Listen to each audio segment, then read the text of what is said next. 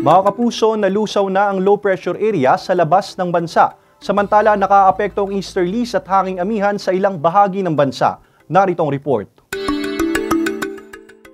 Tuluyan ang nag-dissipate o nalusaw ang low pressure area sa labas ng Philippine Area of Responsibility nitong weekend. Sa ngayon, maalinsangang panahon ang nararanasan sa malaking bahagi ng bansa. Humina kasi ang amihan at sa may extreme northern Luzon na lamang nakakaapekto. Kasabay nito ang pag-iral ng easterlies o yung mainit na hangin galing sa Pacific Ocean. Base sa datos ng Metro Weather, mababa ang tsansa ng ulan sa Southern Luzon maliban lang sa ilang bahagi ng Quezon at Mindoro provinces. Kaya patuloy pa rin ang paalala sa publiko na huwag kalimutang magdala ng mga pananggalang sa ulan.